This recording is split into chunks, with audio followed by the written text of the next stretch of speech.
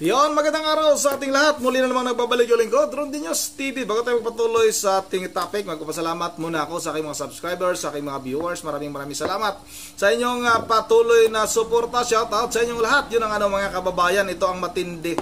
Yung kalaban ni Speaker Romualdez dyan sa Tacloban, kaisa-isang naglakas loob na labanan. Itong si Speaker Martin Romualdez dyan sa Tacloban ay pinagurgur po ni Martin Romualdez sa Comelec. Sino pa bang ibang pagbibintangan natin ito? Dahil wala na ibang kalaban, si Martin Romualdez lang naman. Yun na nga mga kababayan, itong si Tita Nini Bacali na wala po sa listahan doon sa baluta mga kababayan, kung saan pipili tayo, bibilugan natin yung sino ba yung napupusuan nating kandidato. Wala po sa listahan itong si Tita Nini Bacali mga kababayan. Ang masama nito, tapos na po ang pag-imprinta ata ng Comelec ng mga baluta. At pagtingin nga, nung tiningnan ni Tita Nini Bacali, wala po yung kanyang pangalan. Kaya nagsumbong ito kay Congressman Marcolita. Nag-text ito kay Congressman Marcolita. Congressman, wala yung pangalan ko dito. Bakit wala? Bakit pinagurgur ni Martin Romualdez? Wala namang ibang pagbibintangan natin. Sino bang pagbibintangan natin? Wala namang ibang kalaban. Si Martin Romualdez lang naman. At itong Comelec naman na ito, kasabwat ito. Sabihin na natin, wala, diretsuhan na tayo mga kababayan. Diretsahan tayo na itong Comelec na ito ay kasabwat ni Martin Romualdez. Bakit gano'n yung kailang pinalabas? Para pagtingin doon sa mga kababayan natin dyan sa Tacloban, walang kalaban si Martin Romualdez. Hindi na sila mag-aantay, hindi na sila bubuto mga kababayan. Kung gano'n yung kanilang nakikita. Dapat ayusin ito ng Comelec. At ang problema din ito mga kababayan, dahil halimbawa marami nang na-imprinta nga baluta, anong gagawin nito mga na-imprinta na to? Sasayangin. Pamuna sa puwit na lang ito. Ang tindi ng Comelec na ito mga kababayan. Sobra yung kanila ding kampi nito kay Romualdez. Halata naman. Hindi naman siguro kahit mga walang pinag-aralan ay talagang mahalata naman ito. Sino ba ang gumagawa? Comelec. Tapos, bakit yung kay Romualdez lang na pangalan na ilagay dito? Talaga naman mga kababayan. Kaya itong si Congressman Marcolita, pinayuhan itong si Tita Nini Bacali na pumunta sa Comelec, magreklamo agad habang maaga pa. Para halimbawa, gumawa na naman ng ibang baluta. Gastos na naman. Sunog na naman ang pira ng taong bayan. Grabe itong administrasyong ito. Sinigurado talaga nila na walang makakalaban itong si Martin Romualdez para talagang matuloy nila yung impeachment laban kay VP Sara Duterte. Diskarte nila ito mga kababayan, diskarte nila ito dahil nga gusto talaga nila makabalik itong si Martin Romualdez sa Kongreso. Kasi pag natalo ito, wala na. Kuluntoy itong si Romualdez mga kababayan. At yung mga kasamahan yung mga congressman, tagilid sa kanilang mga distrito. Itong si Abante, tagilid. Itong si Paduano, ewan ko lang kung ano ba sa party list pa rin ba ito o sa may distrito na ba ito. Itong si Achua, tagilid din. Si Fernandez, gobernador ng Laguna, tagilid. Hindi lang tagilid, nakatuwad pa. Yun ang mga kababayan, huwag na natin itong patagalin. Sabay-sabay na natin itong panoorin. Nga po ko, ano ha? At doon sa isang programa namin doon, sa barangay. Opo. Kanina lang, may dumating na naman na mga kumakandidatong mga nasa Congress, mga gobernur, mga mayor, vice mayor, kagawad, na talagang nangangako na humihingi ng pahintulot na gamitin nila yung aking larawan na isasama. Tama po. Ano naman ang masasabi ko, hindi ako magpasalamat na lang sa kanila. Kung ninakala po ninyo ako na makakadagdag po ako sa inyo ang aking pagmumuka. Kung inyo pong mapagpapasensyahan, ako po magpapasalamat sa inyo. Pero iba naman itong nag-text sa akin, Jen. Opo, ano sabi naman ko? Kanina pang umaga ito, mabuti siguro, banggitin na rin natin, Opo. Ito ay kumakandidato na congresswoman. Okay, opo. Sa distrito na kung saan ay lumalaban ng congressman ang aming Speaker Martin Romualdez Tacloban po. sa Tacloban. Ano? Ipinakita niya sa akin itong kopya ng official ballot. Ano po? Ang totoo niya, nandito. Kasi yung mga senator ang mauuna eh. Official ballot? May kopya kasi pwede ka naman kumuha na para opo, makita mo sample, kung saan ka yung official ballot mismo, Opo. para makita mo kung saan Lagay yung pangalan. halimbawa ako, Oo. nakakuha agad ako, yung pangalan ko nando sa pangatlong column. Nasa bandang itaas. Opo. So medyo komportable. Alam na alam mo, pwede mo sabihin ngayon sa mga boboto sa'yo, tingnan po ninyo kagad yung third column sa bandang taas, kitang-kita nyo na po para hindi kayo mahirapan, para hindi nyo na po hanapin. Opo. Ngayon, ito, ipinakita niya, sapagkat siya kumakandidato rin congresswoman doon sa Tacloban, bakit yung pangalan niya wala? Dun sa Ang balot. pangalan lang ni Speaker Martin Romualdez, ang nandito, blanco na lahat. Oo nga ako, kasi Ganun po. Official po yan, Kong. Galing sa Comelec. ayaw ko maniwala, ibigay mo nga ako, kumuha ka nga ako. Ito, pinakita nila. Ganun ba? Pati paano nga siya may boboto kung wala siya kung wala yung ano niya? Ito, Pati nga. ayan sa bandang ibaba ng mga senators.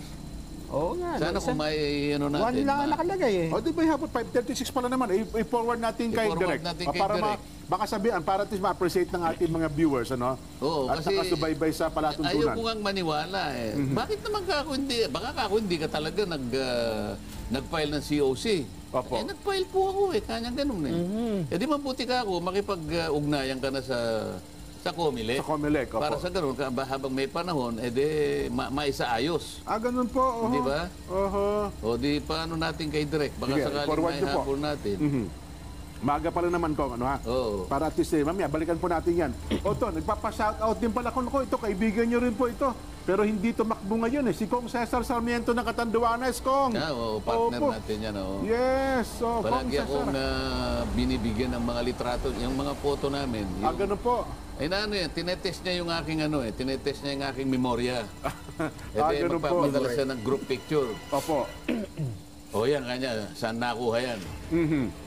Aba, lahat naman ng pinakaano niya, naaalala ko kung saan eh. Opo. Yan kako sa ano yan, nakuha tayo kako sa Republic of Kiribati. Pumunta ba kayo ng Kiribati? Hindi, kunwari lang. Kunwari lang. At talaga kanyang medyo, bagamat ako, wala akong kopya noon. Kasi siya mahilig siyang mag-ano ng mga reference picture. Active siya sa Facebook kasi si Kong Cesar, Kong eh. Active siya sa Facebook. Ayun. Sabi ko, nahinayang ako, ba't hindi siya nag-participate in this coming elections eh. Mukhang ano daw ata, pahinga muna siya. Kong Cesar. Athletic yan eh. Alam mo yan, ganun may po. cycling ano yan eh. Tumatakbo yan. Sabi ko, pagka gumanda-ganda pa lang, imbitahan niya tayo ng Catanduanes. Kaibigan natin yan. Sabi ko sa kanya, makakarating na ako niya, pero pahabain mo yung runway ng airport ninyo. Oo nga po. Pero may yun naman sila, malalaki aeroplano na rin. Pwede na rin kayo sa Catanduanes. Hindi, ako lagyan mo pa ng kahit ng mga half a kilometer pa kung ganyan. Ganun.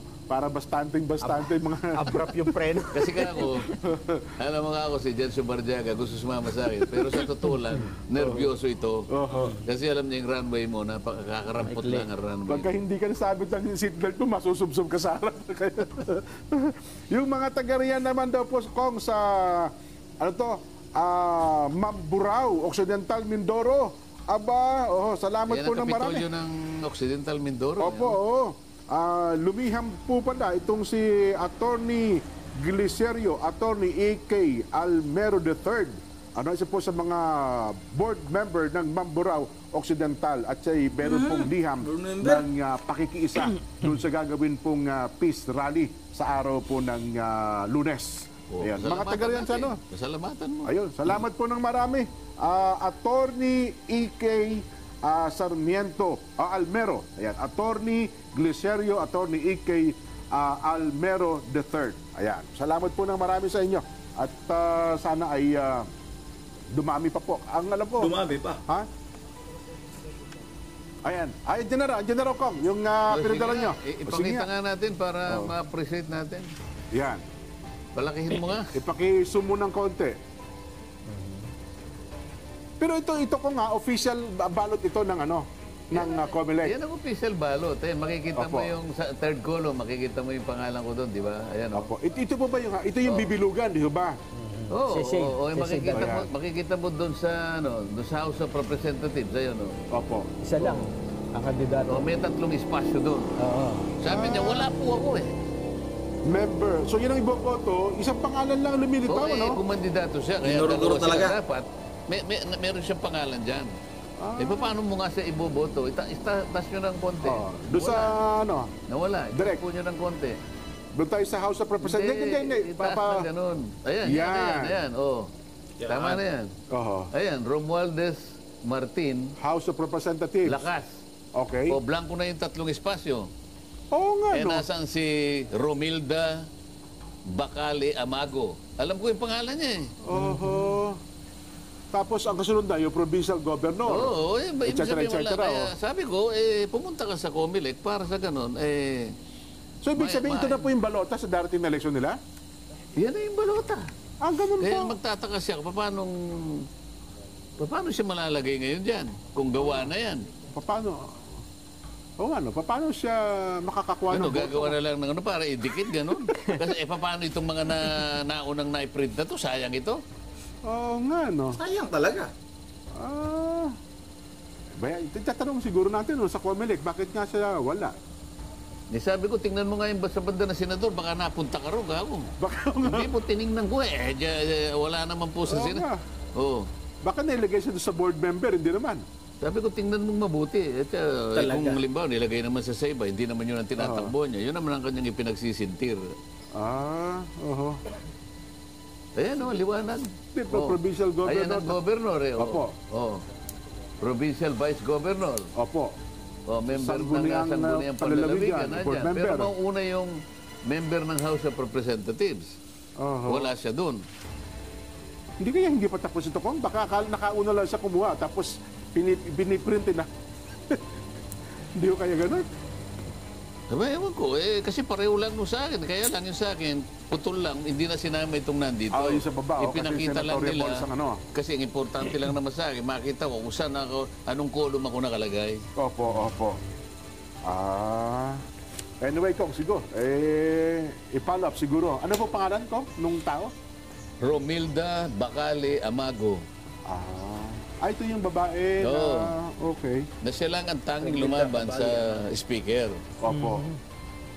Kaya ako na-memorize yung pangalan niya Siya lang naglakas loob na lumaban kay speaker sa pagiging representante ng Tacloban City. Hindi mo ba hangaan yun? Espesipo, nilaban niya, Speaker of the House of Representatives. Nga, no? Kaya nga nung manong siya sa akin, baka naman hindi ka ako talaga nag-file. Hindi po kanya, pupunta ko dyan, sasama ko yung abogado, bilisan mo. Nga, no? Ang problema ko lang dito, paano yung mga na-print na? Nga. Na wala yung pangalan niya. Kung gawa na ito, sana man lang first batch pa lang ang nagawa. O kaya naman, baka binigyan lang siya ng sample.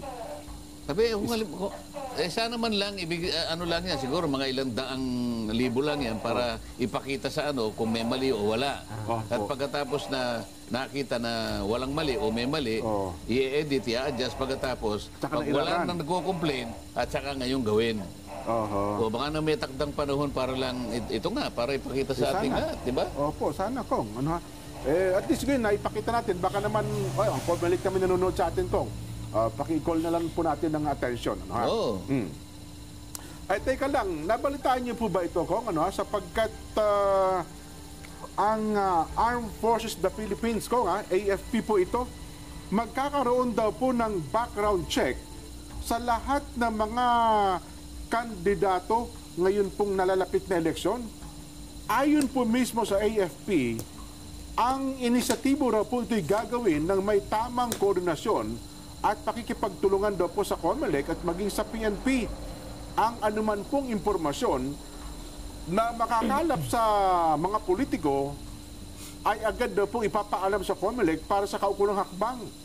Pero tinitiyak daw po ng AFP na magiging patas sa kanilang intelligence gathering dahil ang organisasyon ay non-partisan, nirerespeto nito ang demokratikong proseso ng halalan. Ayun. Anong paano gagawin yung background check?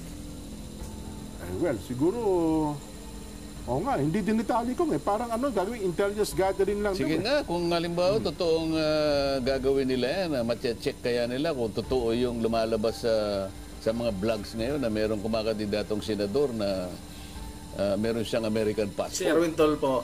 Nga, no? O, di kasama siya background check, hindi ba? Siyempre, bina-background check lang. Oo, huwag na nating palawakin yung issue. Yun lang naman ang masasabi ko. Kung talagang gagawa ng background check, isa siguro sa dapat tuntunin kung totoo yun.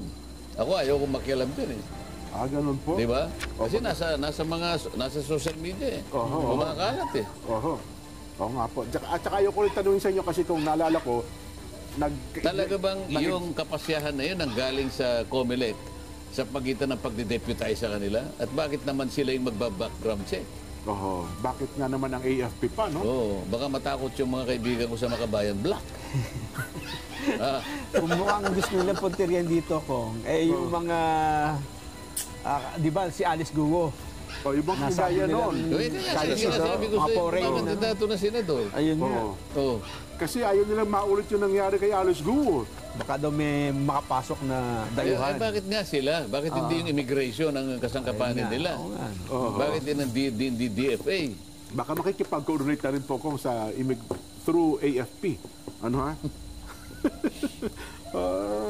Dapat, tsaka yun nga sana alamin nila, no? Bantayin nyo na lang kami, West Philippine Sea, mas importante yung hindi, baka nga naman tiyakin din nila kung talagang lahat ng tumatakbong kandidato sa ngayong direksyon ay talagang tunay nga bang Pilipino at hindi po mga dual citizen, Kong. Oo nga, pero ang sinasabi ko lang, nasaan yung pinanggalingan ng mandato na yan? Tama. Di ba? Kasi kailangan mayroong batas na mapagsasaligan dyan. Otherwise, baka questionin na naman yan. Sabihin paglabag na naman sa karapatan. Tinitiktikan nyo anya kami. Militarisasyon. Bakit tinitiktikan ako ng 3 sundalo at isang pulis? Di ba? Totoo po. Ayun ang mga kababayan, dapat suriin nila itong si Eretz Sylvester, mga kababayan, o Erwin Tulfo. Yan yung viral ngayon sa mundo na social media. Itong pagkatao nitong si Erwin Tulfo, mga kababayan.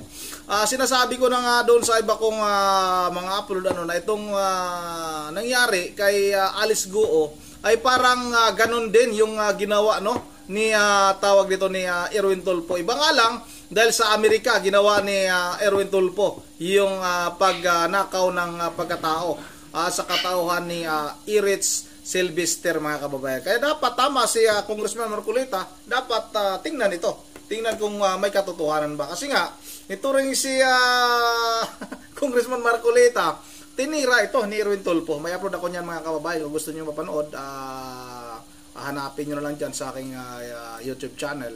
Andyan niya na para ring binabanatan itong si Congressman Marcolita nitong si Congressman Erwin Tulfo. Pero dapat talaga tingnan ito kung totoo ba, kung may katotohanan ba yung nilabas ni Maharlika na itong si Erwin Tulfo nga ay katulad ng ginawa ni Alice Guo na nagnakaw ng pagkatao sa katauhan ni Eretz Sylvester, mga kababayan. At isa pa itong nangyari kay Tita Nini Cabaliha, dapat talagang sagutin ito ng COMELEC. Bakit nila tinanggal sa listahan? Bakit ginorgor nila sa listahan itong kalaban ni Martin Romualdez? Magkano ba ang dahilan? Bakit ninyo tinanggal ito? Yun ang dito na lang muna. At bago tayo magtatapos ay mag-shoutout lang ako kay Ma'am Berge Veraldius ng Pulilan, Bulacan. Kay Ma'am Joyce, ito yung mga sulit nating mga taga-subaybay na nandyan talaga lagi, walang kupas, hindi nawawala. Shout out na rin shout out na rin kay Miraflor Soto, shout out kay sino pa ito? Nandito sa baba. Shout out kay Steve Silverio, shout out kay Unyot Habison. At shout out na rin kay Chuchay Kalungi at kay Bitboy Sir Idol, shout out Idol ha. Bitboy Sir Vlogs, shout out sa inyong lahat dyan. Yan na, dito na lang muna. Once again, this is Ronnie TV mong ingat ang lahat. God bless bawat isa sa atin.